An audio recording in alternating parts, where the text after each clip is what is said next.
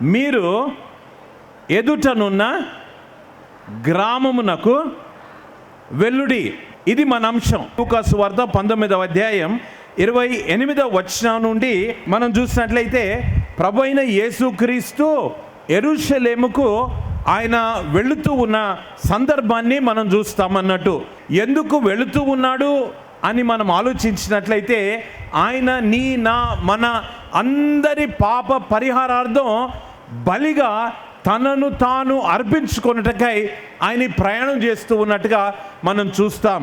అందులో ఒక సంఘటన ఈ యొక్క మట్టల ఆదివారం యెరూషలేముకు ఆయన చివరి యాత్రను ఇక్కడ వ్రాసినట్టుగా మనం చూస్తూ ఉన్నాం.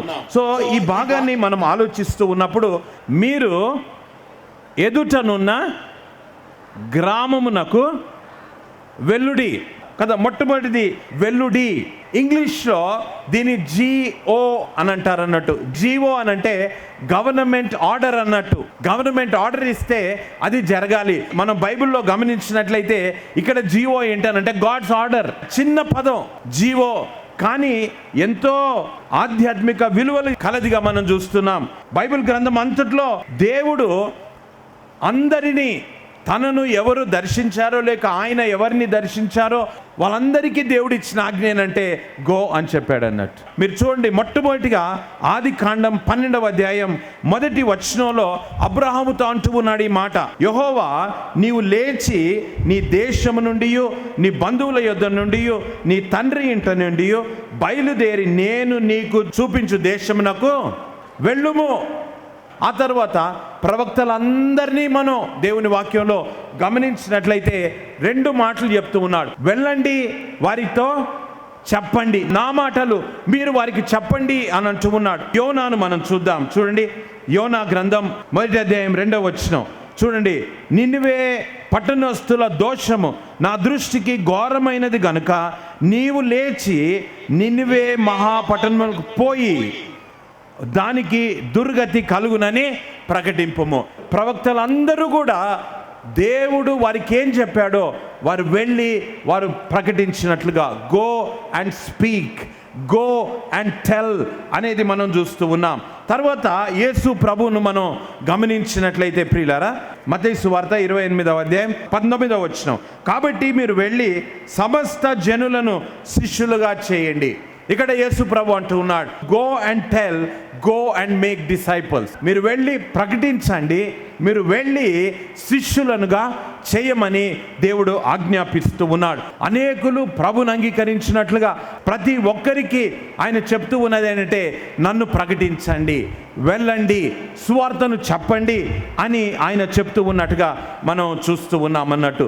ప్రియ దేవుని బిడ్డలారా, ఈ వెళ్ళండి అనే మాట చాలా ప్రాముఖ్యమైందని మరొకసారి నేను మీకు జ్ఞాపకం చేస్తూ ఉన్నాను. ఈ లూకా సువార్త 19వ అధ్యాయం 30వ వచనంలోని దీని యొక్క ఆంతర్యాన్ని చూసినట్లయితే మీరు ఎదుటనున్న గ్రామమునకు వెల్లుడి. ఇక్కడ యేసు ప్రభు శిష్యులకు ఏముందో తెలియదు. శిష్యులు వెళ్ళి ఒక గాడిద పిల్లను వారు చూస్తారు అనేది వారికి ఏం లేదు. యేసు ప్రభు అంటున్నాడు మీరు ఎదుటనున్న గ్రామానికి వెల్లుడి అని అన్నప్పుడు శిష్యులు ఏం చేయాలి చెప్పండి? వెళ్ళాలి. అక్కడ ఇంకొక ఎక్స్ప్లెనేషన్ అక్కర్లే. యేసు ప్రభు దేవుడు వారిని వెళ్ళమన్నాడు కాబట్టి వారు ఏం చేయాలా? వెళ్ళాలి. ఆయన చెప్పిన పని చేయాలా. ఇక్కడ విశ్వాసము లేక విధేయత మనకు కనబడుతూ ఉంది. దేవుడు వెళ్ళమని చెప్పినప్పుడు మనం వెళ్ళాలంతే. ఎబ్రీ పత్రిక 11వ అధ్యాయంలో 8వ వచనంలో వ్రాయబడిన మాట, అబ్రహాము పిలువబడినప్పుడు విశ్వాసమును బట్టి ఆ పిలుపునకు లోబడి తాను స్వాస్థ్యముగా పొందనయున్న ప్రదేశమునకు బయలు వెళ్ళెను, మరియు ఎక్కడికి వెళ్ళవలెనో అది ఎరుగక బయలు వెళ్ళెను. దేవుడు చెప్పిన మాటకు ఉన్నది ఉన్నట్టుగా విధేయత చూపించే బిడ్డలు, విధేయత చూపించే సేవకులు దేవునికి అవసరం. ఎందుకు, ఏమిటి, ఎట్లా అని అడగవలసిన సమస్య నీది కాదు. ఇక్కడ దేవుడు ఏమంటా అంటే నేను చెప్పిన మాట నువ్వు వింటావా? ఆయన అంటున్నాడు మీకు ఎదుటనున్న గ్రామమునకు మీరేం చేయాలా? వెళ్ళాలా. ఉన్న పాటున దానికి వారు విధేయత చూపించాలి. మొట్టమొదటిది ఈ వెళ్ళండి అనే మాటకు మనం నేర్చుకోవాల్సింది ఏంటంటే విధేయతను మనం చూపించాలి. అలాంటి అనుభవం మనకున్నదా? మనం అలాంటి క్రైస్తవ జీవితంలో మనం ఎదుగుతూ ఉన్నామా ప్రియులారా? మీరు వెళ్ళండి అని ప్రభు చెప్పినప్పుడు ఒకటి విధేయత చూపించాలి, రెండవది ఆయన మాటను మనం ఏం చేయాలా? నమ్మాలా. Believing Jesus. ఒక అడుగు మనం వేయకముందు ఎన్నో ప్రశ్నలు మనకుంటాయి. నిజంగా జరుగుతుందా? అవునా? నేను వెళ్ళాలా? నేను చూస్తూ ఉన్నానా? అక్కడ ఉంటాయా? ఇవన్నీ. కానీ ఇక్కడ ఈ శిష్యులు చేసిన పని ఏంటి అని అంటే వారు వెళ్ళమని అన్నప్పుడు వారు ముందుకు వెళుతూ ఉన్నట్టుగా మనం చూస్తూ ఉన్నాం. ప్రియులారా, మన విశ్వాస జీవితంలో కూడా మనము ముందుకు సాగుతూ మనం వెళ్ళిపోవాలి. హెబ్రీ పత్రిక 11వ అధ్యాయంలో మోషే గురించి వ్రాయబడిన మాటను మనం చూస్తామన్నట్టు 23-24. మోషే పుట్టినప్పుడు అతని తల్లిదండ్రులు ఆ శిశువు సుందరుడై ఉండుట చూచి విశ్వాసం బట్టి రాజాజ్ఞకు భయపడక 3 మాసములు అతన్ని దాచిపెట్టిరి. మోషే పెద్దవాడైనప్పుడు విశ్వాసం బట్టి ఐగుప్తు ధనము కంటే క్రీస్తు విషయమైన నింద భాగ్యమని ఎంచుకొని అల్పకాలము పాపభోగమును అనుభవించుట కంటే దేవుని ప్రజలతో శ్రమ అనుభవించుట మేలని ఎంచి ఫరో కుమార్తె యొక్క కుమారుడని అనిపించుకొనుటకు ఒప్పుకొనలేదు. ఏలైనగా అతడు ప్రతిఫలముగా కలగబో బహుమానమును దృష్టించాను. ప్రియ దేవుని బిడ్డలారా, మీరు వెళ్ళండి అన్నప్పుడు ఒకటి విధేయత కలిగి ఉండాలి, రెండవది నమ్మకము కలిగి ఉండాలి. వెళ్ళండి అని అన్నప్పుడు మనం తెలుసుకోవాలి ఏంటి అని అంటే దేవుడు మనకు ఒక బాధ్యతను అక్కడ అప్పగించాడు. మత్తయి సువార్త 4వ అధ్యాయంలో మనం గమనించినట్లయితే ఆయన ఆ జాలరులను ఆయన పిలిచాడు. మీరు నన్ను వెంబడించండి, మనుష్యులను పట్టు జాలరులుగా నేను చేస్తాను అని అంటూ ఉన్నాడు. ప్రియ దేవుని బిడ్డలారా, దేవుడు ఆయన పిలుస్తూ ఉన్నాడు అనంటే మనకు ఒక పని ఉన్నది కాబట్టి ఆయన పిలుస్తూ ఉన్నాడు. ప్రతి ఒక్కరికి ఒక పని ఆయన అప్పగించినట్టుగా మనం చూస్తూ ఉన్నాం. రేయింబగళ్ళు మనం పని చేసినా సరిపోని పని మన ముందు ఉన్నట్టుగా మనం చూస్తూ ఉన్నాం. కానీ ఇక్కడ ఆ పనిని గుర్తించలేకపోతూ ఉన్నారు. ఒక్కసారి ఆలోచించండి, దేవుడు నీకు ఏ పని ఇచ్చాడు? భర్తగా నీవు ఉన్నావు, తండ్రిగా ఉన్నావు. భర్తగా నీకు బాధ్యత ఉంది, తండ్రిగా నీకు బాధ్యత ఉంది, సేవకునిగా బాధ్యత ఉంది, విశ్వాసిగా నీకు బాధ్యత ఉంది, స్త్రీగా నీకు బాధ్యత ఉంది, భార్యగా నీకు బాధ్యత ఉంది, తల్లిగా నీకు బాధ్యత ఉంది. నీ బాధ్యతలను, మన బాధ్యతలను మనం ఏ విధంగా దాన్ని నిర్వర్తిస్తూ ఉన్నాం? వెళ్ళండి అని దేవుడు మనకు ఆజ్ఞాపిస్తూ ఉన్నాడు. దేవుడు ఏ పని కొరకై ఆయన పిలిచాడో ఆ పనిని చేయుటకు మనం ముందంజ వేయాలని నేను మీకు మనవి చేస్తున్నాను. మొట్టమొదటిది మనం గమనించినట్లయితే వెళ్ళండి అని చెప్పినప్పుడు దేవుని మాటకు విధేయంగా ఉండాలి, నంబర్ 1. రెండవది దేవుని మాటను మనం నమ్మాలి. మూడవది దేవుడు మనకు ఒక పనిని అప్పగించాడు, ఆ పనిని మనం సంపూర్తి చేయవలసిన బాధ్యత మనపై ఉన్నది అని గమనించాలి. నాలుగవదిగా దేవుడు ఎందుకు మనల్ని వెళ్ళమని చెప్తూ ఉన్నాడు, దేవుడు ఎందుకు మనల్ని పిలుస్తూ ఉన్నాడు అని అంటే నాలుగవ విషయం ఏంటనంటే దేవుని పనిలో దేవుడు ఒక ప్రణాళిక కలిగి ఉన్నాడు.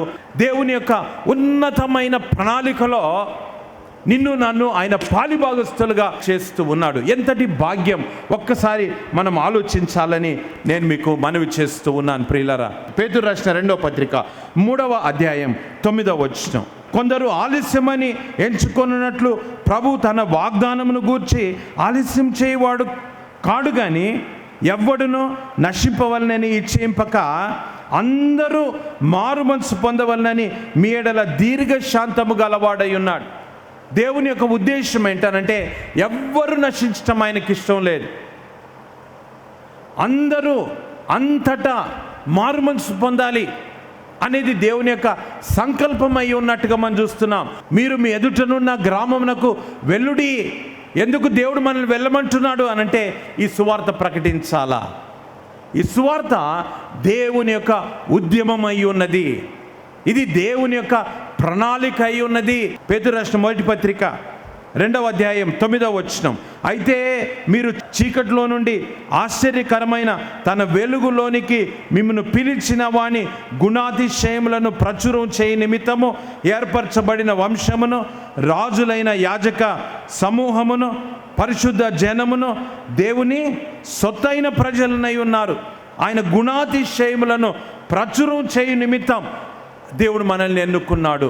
వెళ్ళండి అని అంటూ ఉన్నప్పుడు మనం అర్థం చేసుకోవాలి ఏంటనంటే, దేవుడు మనకు ఒక ప్రణాళిక ఉంచాడు. దేవుని యొక్క ప్రణాళికలో నీవు, నేను, మనము పాలిభాగస్తులుగా ఉన్నామని తెలుసుకోవాలి ప్రియులారా. దేవుని యొక్క ఉన్నతమైన రక్షణ ప్రణాళిక, సర్వమానవాళి పాప పరిహారార్థం ఆయన సిలువలో కార్చిన ఆ రక్తం మన పాపాలకు విరుగుడు అనే విషయాన్ని ఎవరు చెప్తారు? ఎవరు వెళ్తారు? యేసు ప్రభుని అనుభవిస్తూ ఉన్న మనం చెప్పకపోతే ఎవరు చెప్తారు ఇంకా? అందుకే దేవుడు అంటున్నాడు గో, అందుకే దేవుడు అంటున్నాడు టెల్. సో దేవుని పని ఇది బృంద పని, ఒక్కరి పని కాదు. విశ్వవాణి ఒక క్రమమైన పద్ధతిలో దేవుని యొక్క సేవ చేస్తూ ఉంది. దేవుని యొక్క పని జరుగుట కొరకై దేవుడు విశ్వవాణికి ఒక ప్రణాళిక ఇచ్చినట్లుగా మనం చూస్తూ ఉన్నాం. ఇందులో మనం పాలిభాగం కలిగి ఉన్నాం. నీవు, నేను మనం పాలిభాగం కలిగి ఉండట కొరకై దేవుడు మనల్ని పిలుస్తూ ఉన్నాడు. వెళ్ళండి, వెళ్ళండి, నా సువార్తను ప్రకటించండి. మనం రక్షణ పొందాం, మనం బాప్తిజం తీసుకున్నాం, కానీ ఎంతమందిని దేవునిలోకి నడిపించాం? మన లైఫ్ని బట్టి ఎంతమంది దేవుని దగ్గరకు వచ్చారు? మన నడవడిని బట్టి ఎంతమంది దేవుని వైపుకు ఆకర్షించబడ్డారు? ఒక్కసారి ఆలోచించాలి. మార్పు చెందిన మన జీవితం ఇతరులకు ఆశీర్వాదంగా ఉండాలి. Each one catch one, each family reach another family. మనము ఎరిగిన మనం ఒకరికి చెప్పాలా, కుటుంబంగా వెళ్ళి ఇంకో కుటుంబాన్ని దేవుని దగ్గరికి మనం నడిపించాలా. అంత మాత్రమే కాకుండా గ్రామంగా మనం వెళ్ళి ఇంకొక గ్రామానికి మనం ఏం చేయాలా? సువార్త చేయాలి. వారు వినే విధంగా, నమ్మేలాగా మనం వారికి నచ్చజెప్పాలని నేను మీకు మనవి చేస్తూ ఉన్నాను. ప్రియులరా, మొట్టమొదటి మాట మనం ఏం చూసామనంటే వెళ్ళండి. బైబిల్ కదా, ఆది కాండం నుంచి ప్రకటన గ్రంథం వరకు దేవుడు చెప్తుంది ఒకటే మాట, ఏంటంటే వెళ్ళండి, వెళ్ళండి, వెళ్ళి చెప్పండి. మీరు చెప్పకపోతే వారు చనిపోతారు, నిత్య నరకానికి వారు వెళ్తారు, నిత్యాగ్నిలో వారు పడవేయబడతారు. కాబట్టి వెళ్ళండి. మీరు ఎదుటనున్న గ్రామమునకు వెల్లుడి. ఇది మన అంశం. గ్రామాలు అనే పదం 170 సార్లు రాయబడింది బైబిల్లో. మనం అనుకుంటాం బైబిల్కు గ్రామాలతో ఏం పని కదా, యేసు ప్రభుకు గ్రామాలతో ఏం పని? ప్రియులారా, మనం గమనించినట్లయితే గ్రామాలతోనే పని ఉన్నదని మనం చూస్తున్నాం. ఎందుకు గ్రామాలతో పని ఉంది, ఎందుకు గ్రామాలే అక్కడ రాయబడ్డాయి అనంటే మనం చూస్తున్నాం. మీకా గ్రంథం 5వ అధ్యాయం 2వ వచనంలో మనం చూసినట్లయితే, బెత్లెహేము ఎఫ్రాతా యూదావారి కుటుంబంలో నీవు స్వల్ప గ్రామమైనను, నా కొరకు ఇశ్రాయేలును ఏలబోవాడు నీలో నుండి వచ్చును. పురాతనమైన కాలం మొదలుకొని శాశ్వత కాలము ఆయన ప్రత్యక్షమగుచుండెను. స్వల్ప గ్రామం. యేసు ప్రభు గ్రామంలో పుట్టాడు. ఎఫ్రాతా గ్రామం. అక్కడ తర్వాత మనం చూసినట్లయితే దావీదు రాజు కూడా ఆయన అభిషేకించబడింది ఒక గ్రామంలోనే మనం చూస్తూ ఉన్నాం. తర్వాత మత్తయి సువార్త 2వ అధ్యాయం 23వ వచనం చివరి భాగం చదువుతున్నా. ఆయన నజరేయుడు అనబడునని ప్రవక్తలు చెప్పిన మాట నెరవేరినట్లు ఇలాగూ జరిగాను. ఆయన నజరేతు వాడు, అంటే నజరేతు గ్రామానికి సంబంధించిన వాడు దేవుడు యేసు ప్రభు అని నేను అంటూ ఉన్నాను. ఈ సమయంలో ప్రియులరా, మన దేవుడు ఆయన గ్రామాల దేవుడు. మార్కు సువార్త 1వ అధ్యాయం 38వ వచనం ఆయన అంటున్నాడు, ఆయన ఇతర సమీప గ్రామాల్లోనూ నేను ప్రకటించున్నట్లు వెళ్ళుదము రండి, ఇందు నిమిత్తమే కదా నేను బయలుదేరి వచ్చి తిని ఆయన చెప్పాను. యేసు ప్రభు అంటున్నాడు, నేను ఇతర సమీప గ్రామాల్లోనూ ప్రకటించినట్లు వెళ్ళుదము రండి. కాబట్టి మీరు రండి, మనం వెళుదాం, గ్రామాలకు వెళుదాం అని దేవుడు ఆయన ప్రకటిస్తూ ఉన్నట్టుగా మనం చూస్తున్నాం. ఆహ్వానాన్ని ఆయన తెలియజేస్తూ ఉన్నాడు. ప్రియులారా, ఆయన గ్రామాలకు వెళ్ళాడు, నిన్ను నన్ను కూడా గ్రామాలకు వెళ్ళమని ఆయన చెప్తూ ఉన్నాడు. లూకాసు సువార్త 13వ అధ్యాయం 22వ వచనం. ఆయన యెరూషలేమునకు ప్రయాణమై పోవచ్చు, బోధించుచు పట్టణముల్లోనూ గ్రామముల్లోనూ సంచారము చేయుచుండే. అంటే దేవుడు గ్రామాలను ఎన్నుకొని ఆయన వెళ్తూ ఉన్నాడు. 3వ మాట నేను చెప్తూ ఉన్నాను, మీరు ఎదుటనున్న గ్రామాలకు వెళ్ళుడి కదా. ఎదుటనున్న గ్రామాలకు, మొదటిది వెళ్ళండి అని అన్నాడు, రెండవది గ్రామాలు అనే పదాన్ని చూస్తూ ఉన్నాం. ఇక్కడ ఏమంటూ ఉన్నాడంటే ఎదుటనున్న అని అంటున్నాడు. దేవుడు ఏమంటున్నా అంటే, నీవు కష్టపడవలసిన అవసరంలే, నేను చూపించాను, ఇక్కడ వరకు నేను నడిపించాను, అదో ఆ గ్రామానికి మీరు వెళ్ళండి, ఆ ఎదుటి గ్రామానికి వెళ్ళండి. నేను అంటూ ఉన్నాను, యేసుతో మన ప్రయాణం సులువు. మత్తయి సువార్త 28వ అధ్యాయం 20వ వచనంలో మీరు చూసినట్లయితే, నేను మీకు ఏ సంగతులను ఆజ్ఞాపించుతునో వాటిని గైకొనవలెనని వారికి బోధించుడి. ఇదిగో నేను యుగ సమాప్తి వరకు సదాకాలము మీతో కూడా ఉన్నానని వారితో చెప్పాను. మీరు ఎదుటున్న గ్రామానికి వెళ్ళండి, నేను మిమ్మల్ని పంపించట్లేదు కదా, నేనేం చేస్తున్నాను, నేను మీతో, చెప్పండి, నేను మీతో వస్తూ ఉన్నాను. సువార్త పని అనేది ఇది దేవుని పని. సువార్త పని అనేది ఇది పరిశుద్ధాత్ముని పని. సువార్త పని దేవుడు మనకు అప్పగించిన పని ఇది. కాబట్టి ఆయన అంటున్నాడు, మీ ఎదుట ఉన్నది, ముందుగా నేను మీ కొరకు సిద్ధం చేసింది, ముందుగా మీ కొరకు నేను ఏర్పాటు చేసింది, మీరు వెళ్ళి దాన్ని స్వతంత్రించుకోవాలంతే. చివరిగా లూకాసు వార్త 19వ అధ్యాయం 30వ వచనాన్ని మనం చూసినట్లయితే, మీరు ఎదుటనున్న గ్రామమునకు వెళ్ళుడి, అందులో మీరు ప్రవేశింపగానే ఒక గాడిద పిల్ల మీకు కనబడును. 3 సార్లు మీరు మీరు మీరు మీరు అని అంటూ ఉన్నాడు. ప్రియ దేవుని బిడ్డలారా, ఇక్కడ గమనించవలసిన విషయం ఏంటనంటే, దేవుడు దీన్ని కావాలని, ఇంటెన్షనలీ దేవుడి మాట చెప్తూ ఉన్నాడు. మీరు, నా పని ఎవరు చేయాలంటే మీరు చేయాలా. సువార్త ఎవరు ప్రకటించాలంటే మీరు ప్రకటించాలా. నేను చేయవలసింది నేను చేశా, నా ప్రాణాన్ని పెట్టాను, నా రక్తాన్ని కార్చాను, మీ పాపాలన్నిటినీ నేను క్షమించాను. ఇది చెప్పవలసిన బాధ్యత మీపై ఉన్నది. మీరు వెళ్ళాలి. ప్రతి వ్యక్తి యేసుక్రీస్తును కలిగిన వాడు ఒక సువార్థికుడు. ప్రతి వ్యక్తి యేసుక్రీస్తు లేనివాడు సువార్త పొలం. Every person with Christ is a missionary, every person without Christ is a mission field. కాబట్టి నీవు సువార్థికుడివి, నువ్వు వెళ్ళాలి అని దేవుడు హెచ్చరిస్తూ ఉన్నాడు. మీరు అంటూ ఉన్నాడు. మీరు, ఒకవేళ మీరు ఈ పని చేయకపోతే, ఒకవేళ నీవు నేను మనం ఈ పని చేయకపోతే ఎవరు చేస్తారు? ఒక్కసారి ఆలోచించు. మనం చెప్పకపోతే ఎవరు చెప్పరు.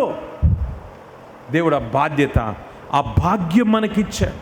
మనం ఈ సువార్తను తీసుకొని వెళ్ళాలి. ప్రార్థన చేసుకుందాం. తలలు వంచండి. ప్రేమ కనికరం కలిగిన మా తండ్రి, వెళ్ళండి గ్రామాలకు, ఎదుటిన ఉన్న మీరు అని మమ్మల్ని హెచ్చరించారు. వెళ్ళడానికి సహాయం చేయండి ప్రభువా. ఈ జీవితం మీ బహుమానం, నిర్లక్ష్యం చేయకుండా జాగరూకులమై వెళ్ళుటకు మీ కృపను మాకు దయచేయండి. మీ నామాన్ని మహింపరచుకోనండి. కృతజ్ఞతాస్తుతులు, స్తోత్రాలు, వందనాలు చెల్లిస్తూ యేసుక్రీస్తు పరిశుద్ధమైన నామంలో అడిగి వేడుకుంటూ ఉన్నాం మా తండ్రి. ఆమేన్, ఆమేన్.